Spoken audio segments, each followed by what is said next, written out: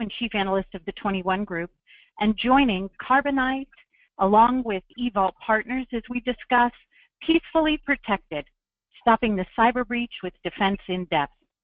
While WannaCry may be behind us, you still have to be mindful of new ransomware threats just over the horizon. And that means taking steps to ensure your data is protected from devastating disruptions tomorrow. During the next hour, both Larry Walsh and guests from Carbonite will be featuring defense in-depth strategies that can help keep your business safe from cyber breaches. You'll also learn why cloud backup services are a central presence in any strong cybercrime defense plan. But before we begin, there are a few housekeeping notes.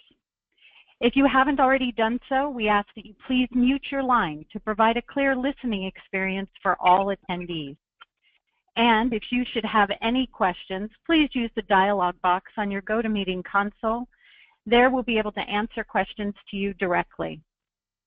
At the end of the presentation, you will have an opportunity to send in additional questions and have one of our defense experts assist you.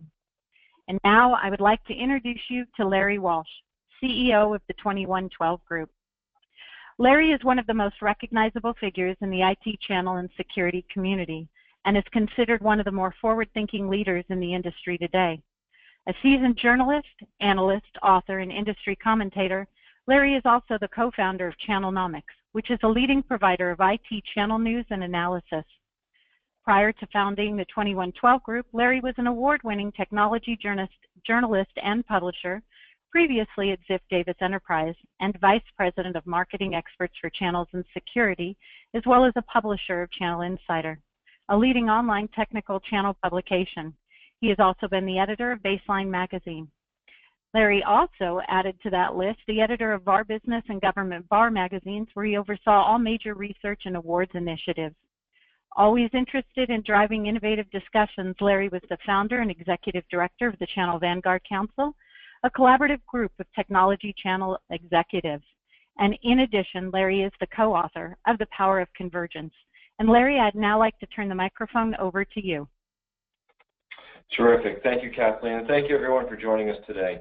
As Kathleen said, a large part of my background is in security, and which is why topics like defense in depth are hugely important and interesting to me. And this is one of the reasons why when Carbonite asked us whether if we would come and do this webinar for all of you today, it's piqued my interest, because when you look at the threat landscape, if you look at the mounting risk, and it seems like it's inescapable. You can't turn on cable news today without getting some whiff of hacking threats or some breach, or dare we say whatever happened with an email server today. But there is a persistent and consistent level of threats that is hitting the enterprise perimeter that needs to have constant attention to, and that's what we address with defense in depth. One of the things that, sorry, I'm getting ahead of myself, folks. One of the things that I'd like to start off with is just, we've all heard this probably in the past at one point or another, is that if you want to let out a bit of anxiety, release some of your emotions, it's, you can do so with a good cry. Now, I say that, and I say it a bit euphemistically, actually more than a bit euphemistically, because I think it was apropos that the latest ransomware outbreak, or the big one that happened a couple months ago, WannaCry, really did that. WannaCry really did put a lot of pain and anxiety on businesses around the world. And if you look at this, you had a ransomware outbreak, something that was theoretical just a couple of years ago, now becoming the most predominant threat that enterprises are reacting to. And ransomware, the WannaCry ransomware attack, hitting somewhere between 200 and 400,000 victims in 150 countries around the world. I mean, Europe was literally shut down by WannaCry. In the map that I'm showing you here doesn't really reflect what happened in the U.S., because the United States was, by the time the WannaCry got to the U.S. shores, it was pretty much contained, but still, each dot representing a company that was an area that was affected by WannaCry, having companies having files encrypted and inaccessible was truly a remarkable demonstration of the potency and the power of this threat.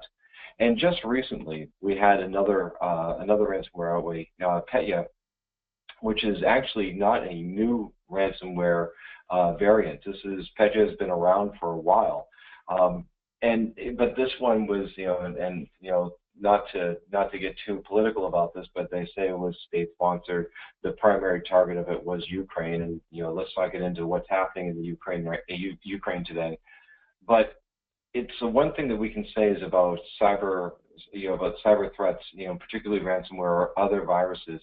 If they are weaponized and they're used in the wild, they're not containable. So there is, you will have things like Petya that will come along that was probably intended, if you read any of the analyses, Petya was probably intended to be a directed surgical strike against a particular target, but it will bleed over. And these two ransomware outbreaks really do demonstrate what the current state and what the future state of security is going to be. No longer are we looking at necessarily only targeted breaches where you have hackers that are trying to compromise databases or steal information. You have the ability for commerce, and that's exactly what these two virus outbreaks represent. Is that it is not just the weaponizing of code; it is the use of code for economic purposes. So let's just take a look at this by the numbers. What is it that WannaCry did? WannaCry infected some 400,000 PCs and servers around the world, primarily targeted Windows 7 machines. And I'm going to pause there because I think that's an important point about keeping current with operating systems. But more to the point is that 90% of all breaches are a result of the exploitation of known vulnerabilities that have been around since 2002. So if you want to think about this in terms of what the attack surface is, it is a very broad attack surface, and it's mostly left vulnerable by administrators because it's keeping up with the patch cycle, keeping up with the configuration updates. Not an easy task. If you want to look at this in terms of just pure monetary impact, now the potential impact of WannaCry was about $120 million. They didn't get, the perpetrators of this didn't get as much, but they were demanding about $300 per infection. Now, ransomware organizers will not necessarily go for the big reward. They're not trying to empty empty the victim's wallet. They want to take just enough so it's worth it to pay to alleviate the pain. And before they could actually collect a huge amount of money, they were able. There was a French security researcher who figured out that if they just created a domain to redirect WannaCry, that they were able to basically contain and shut it down, and the cost of that was about $11. You saw similar numbers out of Petya, although that outbreak was contained fairly quickly, but it still had the same signatures to it. Is that it was very fast in spreading. It targeted old known vulnerabilities, and it was really looking at the same economic level. Ransomware, though, is one of these. I don't want to say it's the new threat. It is the growing threat. There is an epidemic of ransomware because hackers and virus writers have figured out that end-user organizations that are infected with, that have their files encrypted, will pay, particularly if the demand value is low. And if you look at this and say, we just looked at two examples of big outbreaks of WannaCry and Petya. These are not unique. They just happen to be big and pervasive. But we're seeing thousands of ransomware attacks on a daily basis.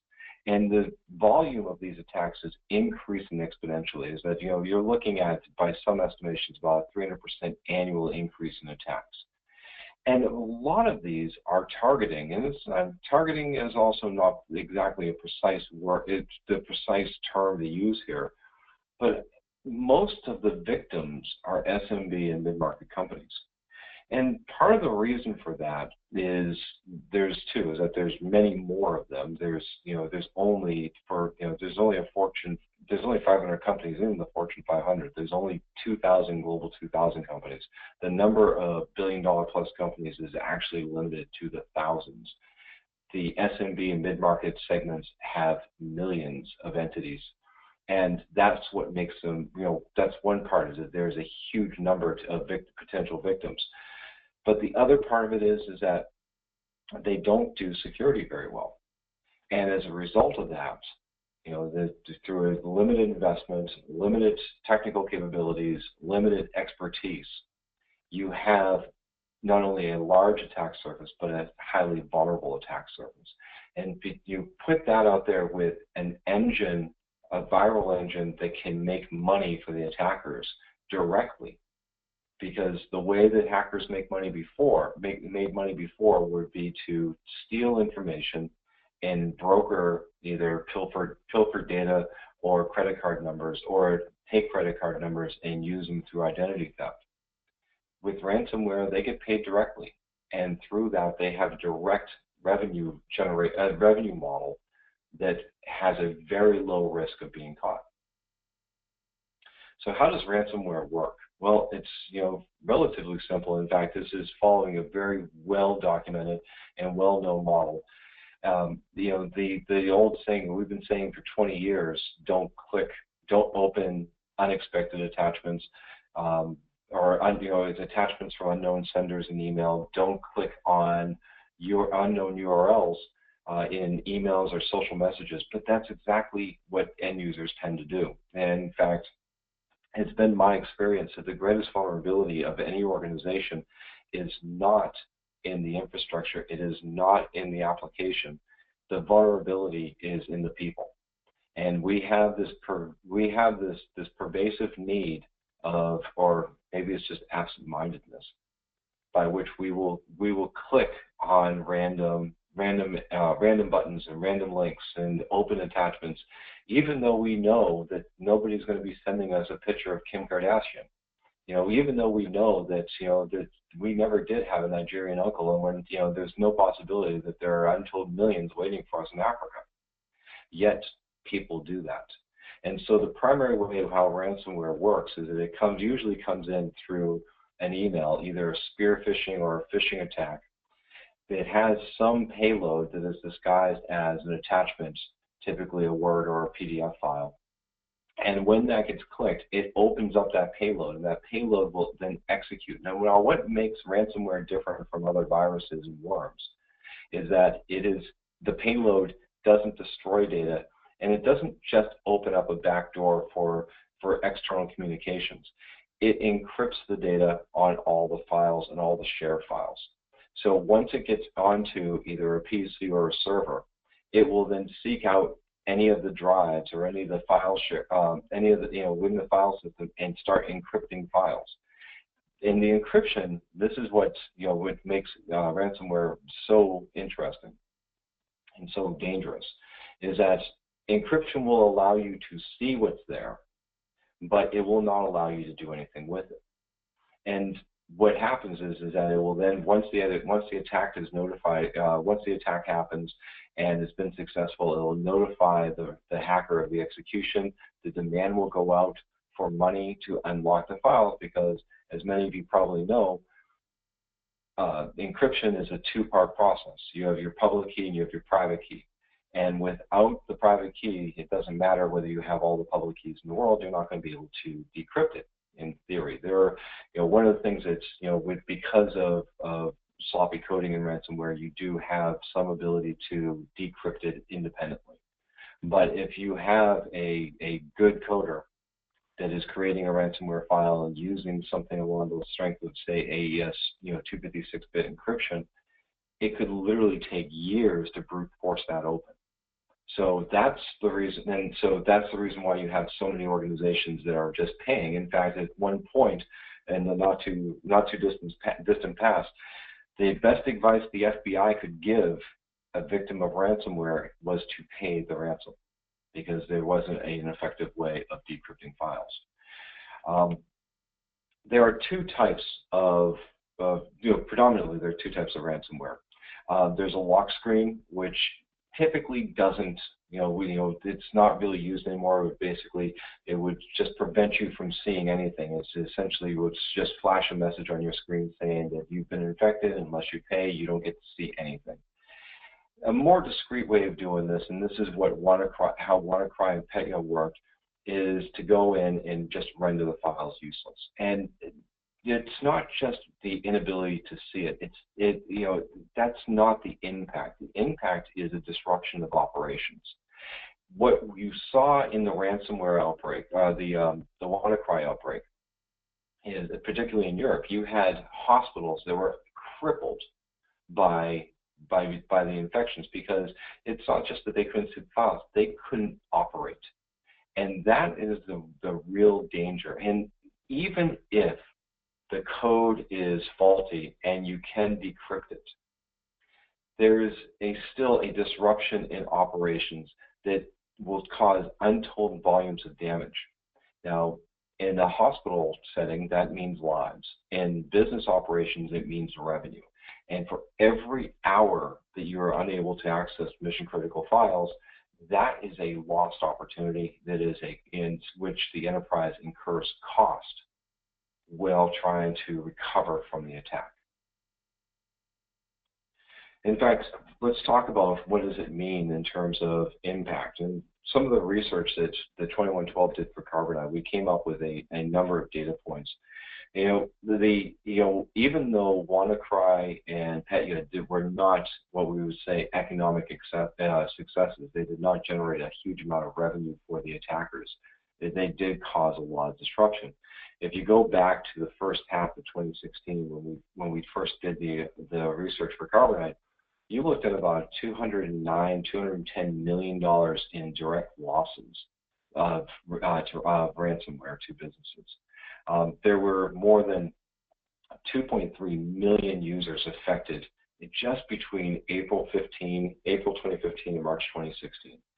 The recovery, and this is what I'm saying, the cost, even though you may not have to, you may not feel the $300, but while you're going through the process of trying to respond to one of these attacks, the numbers add up, and in fact, the average recovery cost to a ransomware infection is over $300,000. WannaCry was demanding $300. Typically, you don't see demands above $1,000, and that's what makes ransomware also from a risk perspective to the attacker very low, because most of us won't think about laying down $1,000 just to get our data back. And that's why it's set that way. But that's not a reason to just accept the cost. I mean, one of the things we do know about ransomware is that they are repeatable. Once this is the problem with any blackmailing or ransom scheme, is once you pay, they will continue to make you pay. 76% of all attacks come from spam. 72% of all victims could not access their data for at least 2 days. And almost half of all U.S. businesses were hit with some form of ransomware in the last 12 months. Now, whether or not they were infected was a different story, but it is that pervasive that it is spreading across the entire business spectrum. What can you do to safeguard against ransomware infections? And this is where the defense in depth comes into play. This is not necessarily a Carbonite backup story only. And in fact, I would say, and I say this without reservation, that backup is the first and the last line of defense. And I'm going to say that again before we're done with this webinar, but I want to explain what I mean by that before we get into the defense in depth. Is you have to think of how to make copies and recover your data before you get into defense in depth. You have to have a strategy and the mechanisms for protecting your images, protecting your files, protecting your applications. Because if you want to have backup to be your best last line of defense, it has to be among or your first consideration in your defense and strategy. Some of the things that you need to do in terms of from that point, and that's why thinking about this logically. I know that you know that you need to back up all your data and back up your files. You then need to start thinking about, why am I doing this, and what are my priorities? So that means having an inventory of your infrastructure, your assets. What is the data that you're trying to protect? What is mission critical? What is strategic? What is tactical? Or what is operational? So that you know how to triage your recovery and what to bring back first. You need to protect your endpoints, and this is the reason why endpoint protection with either some form of anti-malware, antivirus, maybe even some intrusion prevention, depending on the risk exposure of the user, is because that is where the infections happen. Malware typically doesn't, or ransomware typically doesn't get into target a server. It will find a server as a secondary target. So if you can protect your endpoint then becomes a perimeter. And that perimeter, your corporate perimeter, is wherever your user or that endpoint is. Because ransomware, once it gets into your file shares and it gets onto a network, it will start seeking out other targets to infect files on. That makes having robust network level security more important, so you'll be able to have intrusion prevention or intrusion detection. You're monitoring net flows for anomalous or unusual activity. You are using DMZs or some network segmentation, so that you can shut down parts of the networks to prevent further infections. Having some level of network visibility and the ability to have bypasses within the network. These are all very important protections. One of the other things that we don't do well enough, or we don't do often enough, is whitelisting. And whitelisting, as opposed to blacklisting. Blacklisting is a set of applications or even IPs that you cannot access. Whitelisting are known good files, known good applications, known good sites. The reason why whitelisting tends to be a bit more effective is because a known good list is typically finite. It's not something that will always be changing and be dynamic. Blacklisting is dynamic. If you look at hacker sites and controllers, particularly controllers of botnets, they changed IPs dynamically. So what may be on a blacklist today can fall off tomorrow. So whitelisting tends to be more effective. It's not easy. I won't say that it's an easier way of approaching, but it tends to be more effective. You also need to think about vulnerability assessments and vulnerability management. As I noted earlier, 90% of all exploits are against vulnerabilities that have been known since 2002. We have a patching problem. And it's very easy, if you've attended webinars or conferences or read white papers on vulnerability management and patch management, it's really easy to say that you should be keeping up with patches. And it is disingenuous when somebody points the finger at a security administrator or a security manager and says, well, you should have been able to, you could have prevented this breach because if you had only patched our systems. If you're in an organization of any substantial size, you know that patching is not an easy process. But you still have to have that rigor of identifying what vulnerabilities are in your system and have a process for continually cycling them down. It is a fleeting process to think that you will have an entirely patched network or entirely patched infrastructure.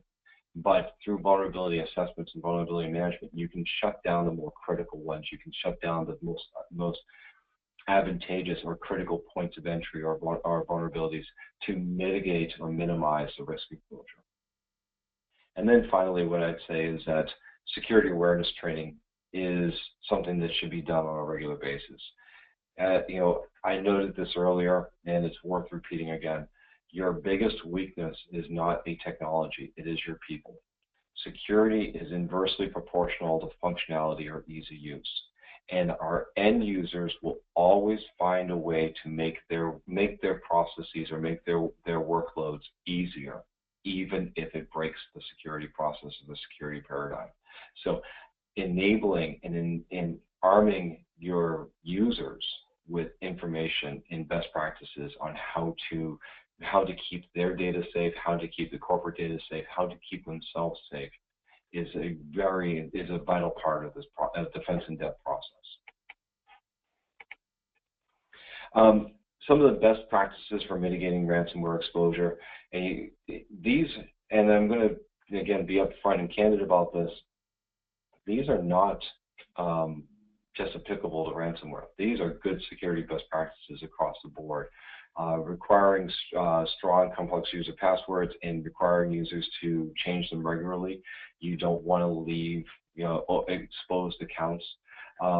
Eliminating admin rights, and this is something that still amazes me when you go out and you pick up machines and you see that they have open admin rights, or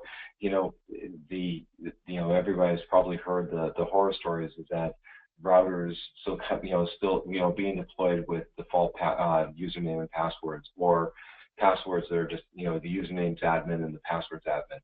These are things that can easily be rectified and tightened up in order to improve the security posture. A sound patch management strategy is something that can be done. Again, you're never going to get to the point of where you can say that you have all your patches installed. But if you have a strategy for prioritizing and deploying patches on a regular basis, you will at least be able to continually cycle down the exposure by addressing the more critical vulnerabilities and applying the most critical patches. Enabling host standing exploitation features. This is a configuration issue. If a service is not needed, turn it off. Petya exploited port 443 on the endpoints. Just if it's not needed, then don't let it be open. And it's, if you look at it, there's more than 64,000 ports open, and not all of them are necessary. In fact, there's a number of, many of them are unnecessary. So it's always a good idea to see if there's any way of just turning off services that are not necessary. Tagging all emails so that good senders and bad senders. You have a means of mitigating what emails get in, so you can at least prevent some spear phishing or phishing attacks from coming through.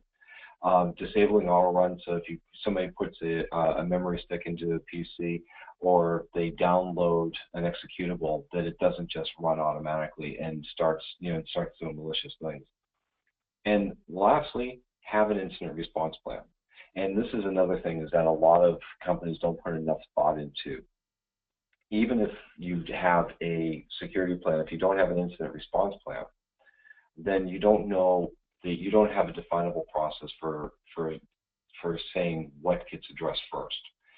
Incident response is the process by which you will react to different security scenarios to ensure that you return to at least a minimal operating state, as much as returning to normal operations.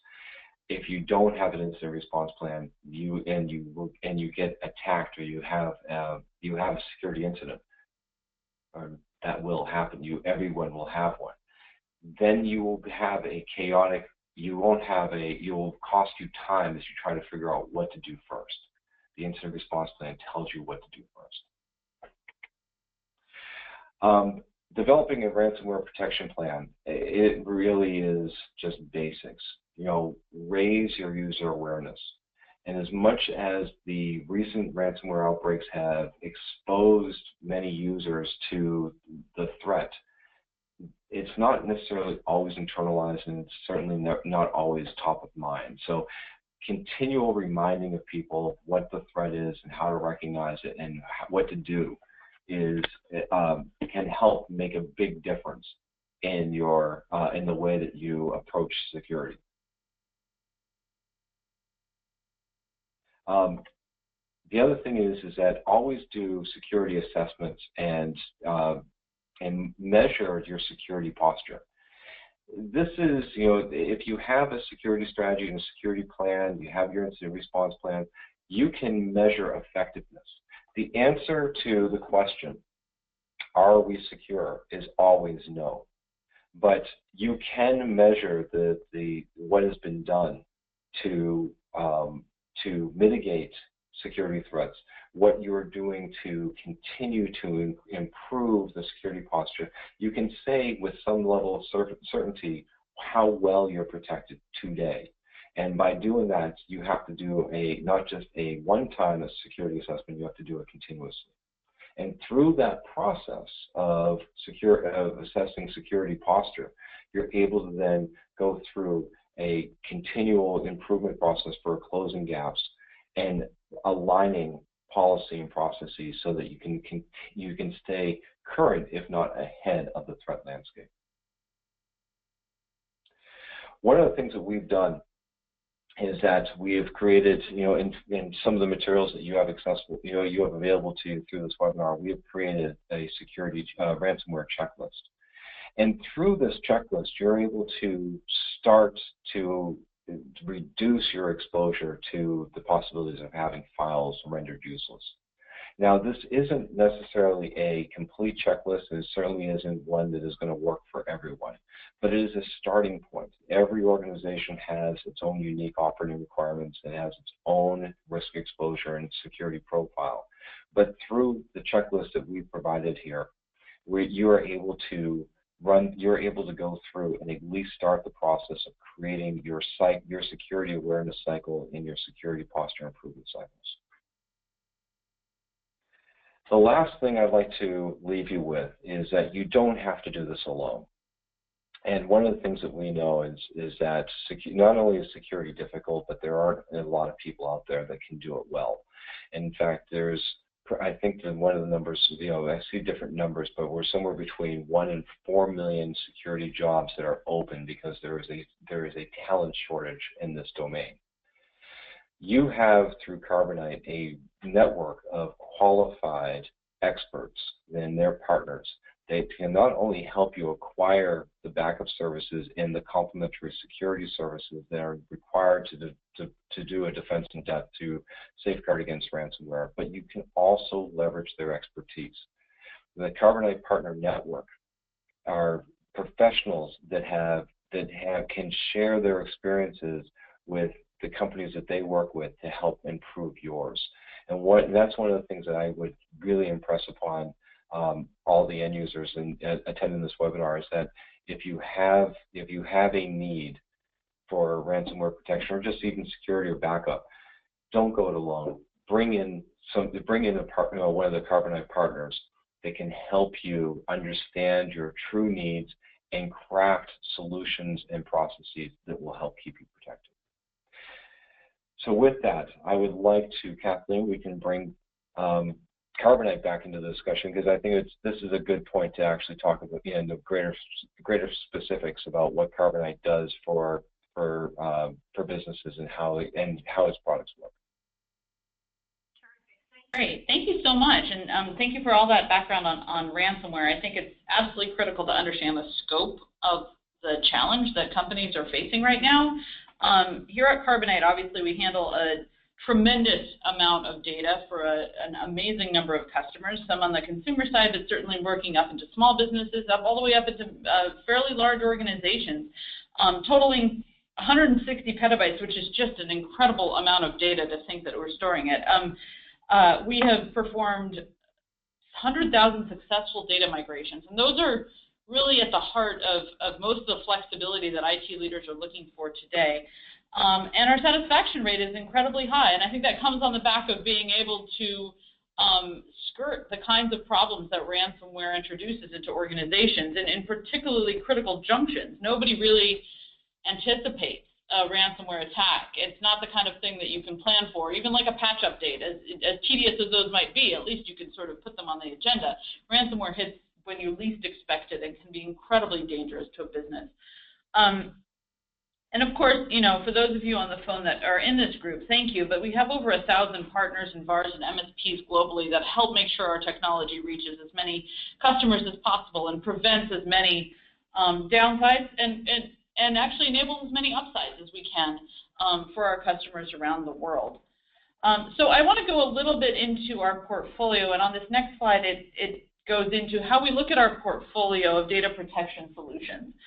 We basically have two technologies that we leverage here at Carbonite to ensure that systems are up and running and safe and secure, both from things like ransomware, which obviously is a security type threat, but also from other kinds of downtime, whether it is something as cliche as a tornado whipping through your data center, or as boring as a hardware failure on a specific server or set of systems, or a botched patch update, or any number of things that really do end up taking systems down unexpectedly, but sometimes even planned downtime for periods of time that are just, frankly, sometimes unacceptable to the business, and certainly often inconvenient. So our two classes of technology, one smells more like backup or disaster recovery, and that is our eVault portfolio, and then the other is a high availability solution on the back of our DoubleTake portfolio. For those of you who are unaware, we acquired DoubleTake earlier this year, and I think it complements our data protection strategy very, very well. So the eVault technology, fundamentally a backup-based technology, has one of the things that's most amazing about it is its platform support. Certainly it covers virtual and physical x86 systems. That's sort of table stakes in this game. The piece that isn't, however, is legacy systems. While people will run around quoting numbers about how most of the world is virtualized, 85%, 95%, people will often tout these things because virtualization is so systemic now, because it's such a cost-effective way to run your infrastructure. That last 5, 10, 15% of systems are physical. Physical x86, physical iSeries, AIX, Solaris, all those things that people of a certain age, and I say that with my own self-awareness that I am of that certain age. Remember, we used to be on our desks in the 90s, right? That unbelievably useful Solaris box that everybody had their hands on. Those things have not fully gone away. In fact, they continue to stay in many, many, many organizations around the world, mostly because they're critical to the way those companies do business. They typically run very critical systems for those organizations. And let's face it, if you could have unplugged it and you could have thrown it away and you could have virtualized that physical box, x86 or otherwise, you probably would have already. It would have been more cost-effective, easier to manage, more flexible and portable and so forth, but you didn't.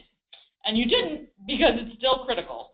And therefore, you should really be considering the protection that you have in place for it. And so the eVault portfolio has such a broad range of supported platforms. What it does is takes regular backups of those systems, retains them for 1 year, sometimes up to 7 years. We have multiple ways that we can deploy it, either hybrid or cloud or any combination thereof. And I think it's absolutely the baseline for providing data protection across your system. The way that backup typically works, you're looking at recovery times of hours or days, which is perfectly fine for a number of systems in your environment. What we are also aware of, though, is that there are systems with more criticality, where hours or days of downtime is simply not acceptable to the business. That's where the high availability solutions, based on the DoubleTake technology that we acquired, really come into play. They enable you to do immediate failover to a very recent point in time, seconds prior to now, at a secondary location, whether that's locally or in the cloud. And they support any kind of x86 system. So that's the best way to think about it. The x86 environment could be running in a cloud, any cloud. It could be running in a virtual environment, any virtual environment, or a physical environment. All of those can be protected by that technology. And we think these two complement each other very well. The philosophy that we apply on the next slide is one of sort of parceling out your systems according to their criticality as a business. I think we might have gone too forward, so let's go one back.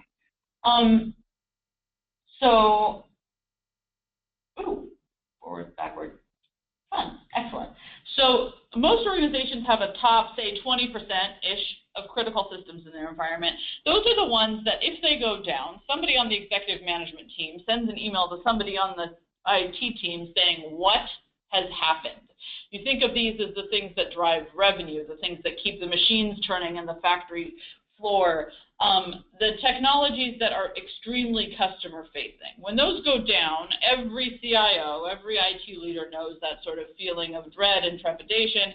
How long before we get the email that says, what is going on and when will it be fixed? Usually that's the top 20-25% of systems. And those are the ones where we would say it's absolutely critical that while you do have a backup in place, because that's just good, clean hygiene, you also need a high availability solution in place. On the complete other side of the slide, third-tier systems are the ones that could probably be down for a few hours or even days, and maybe eventually somebody on the senior leadership team would notice that they went down.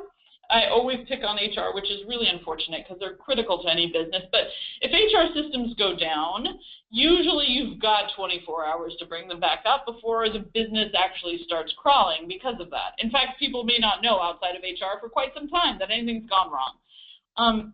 Those are what we would usually call least critical systems. And then there's a group somewhere in the middle, this second tier, that should really be evaluated if there are dependencies associated with the business, if they're the kind of thing that can go longer, and consider putting a high availability solution on those as well as backup or not, right? I think those ones could swing either way. So we often see people executing a backup strategy across all their systems and then picking the ones that they think are most critical to the business and executing an availability strategy on those as well. That sort of is the best optimal matching of risk and cost in terms of a data protection strategy. So moving forward a slide, I'm going to dive in a little bit into how our eVault backup portfolio supports this, and then onto how the high availability solution will complement that. So eVault is our backup solution, and there's two major flavors that this comes in.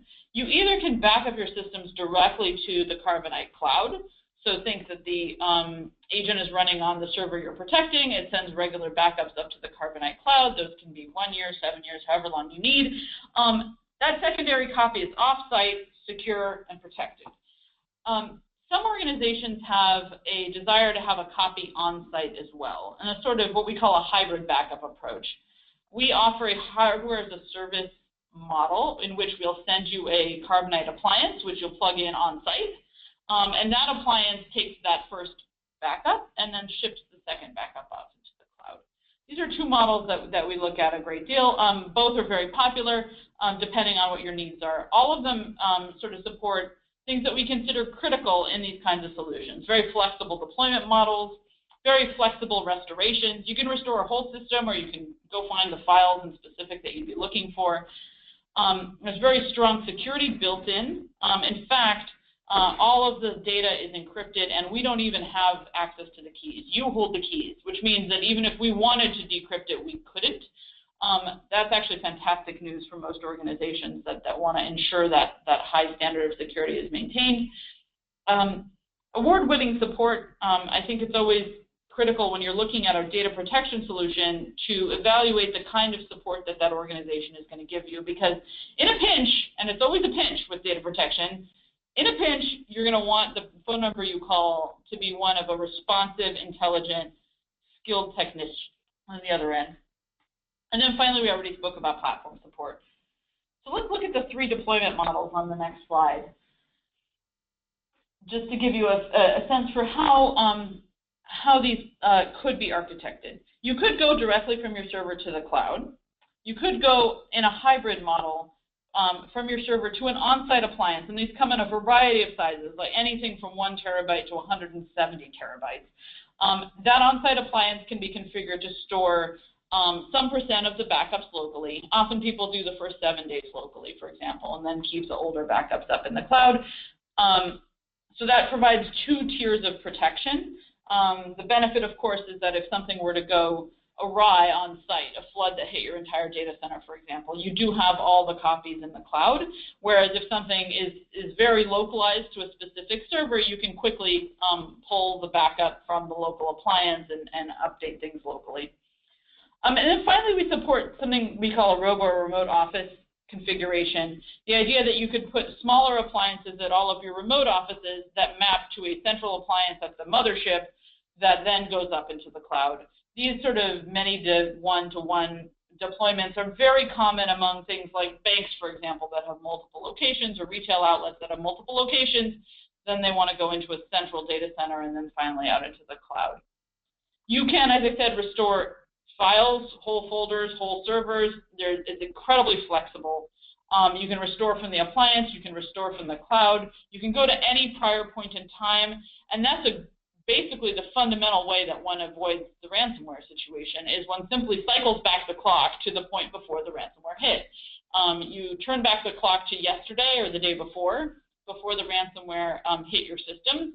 Yes, of course, you lose that chunk of data, but in exchange, you've gained thousands and thousands of dollars in ransom, which is usually an excellent trade-off for folks. And you can do this on your own. I mean, you could be up and running on that reverted copy from yesterday, and basically the time it takes to pull that down from a cloud or move it from your local appliance. It's incredibly fast and straightforward. However, I will say that recovery from a backup is gated by one particular fact, and that is, what is the state of that hardware that you're recovering to? And in many circumstances, that hardware is fine. It needed to be power cycled, rebooted, or the power cable that somebody tripped over, while on their way to coffee just needed to be plugged in again. If that hardware is fine, then fantastic. You can recover fairly quickly, basically in the time it takes to move the data from one place to another. But if that hardware is not fine, it has experienced some sort of physical malfunction, it is now presently under 3 feet of water, there's a number of things that could go wrong with that source hardware, then your recovery times are extended because you have to get new hardware. And most organizations don't keep new hardware lying around on a shelf. We all know this stuff is very, very expensive. So as a result, folks find that if you're trying to recover from a backup but don't have that hardware in place, all of a sudden your recovery time starts becoming days because you have to, at a minimum, procure some new servers. That's typically time intensive. I mean, even just the speed of FedEx comes into play at that point. And that's when our availability solutions come into play. If you don't have the time to wait to cycle your hardware or buy new hardware or configure new hardware, and you simply need to be up and running moments, minutes later, the answer is with a high availability solution. So if you don't mind moving to the next slide. Our availability solutions have been created to have continuous replication from a source to a secondary site. That secondary site might be another data center of yours. It might be pointing to a cloud somewhere. There's a number of options for configuring this. The source can be any x86 environment, physical, virtual, cloud, and then therefore the target can be any x86 environment, physical, virtual, cloud. And what it does is it continuously saves changes from the source environment to the target environment at the byte level. So once that initial seeding is done, only the changes are sent over the wire, byte by byte, second by second. And if you were watching this, you would see extremely small bits of data moving from one place to another on an almost continuous basis. What that means is that your recovery point is incredibly fast. The last known copy of your system is whenever the last bit of data was sent over. That was seconds ago. It's not even minutes ago or hours ago. It wasn't the last snapshot or last backup. It was seconds ago that was sent over. Now, how does it actually recover? Well, that target environment, again, is a physical, virtual, or cloud-based server. That means there's resources at the target. It's not just storage like in a backup environment. It's an actual server waiting to spin up. So think of it as if a ghost virtual machine or a ghost system were living at the target, and it just needs to be kicked into action. That kick, the spinning up of a VM, typically takes, minutes at most. The data is fresh as of a few seconds ago. you've basically achieved a near zero downtime.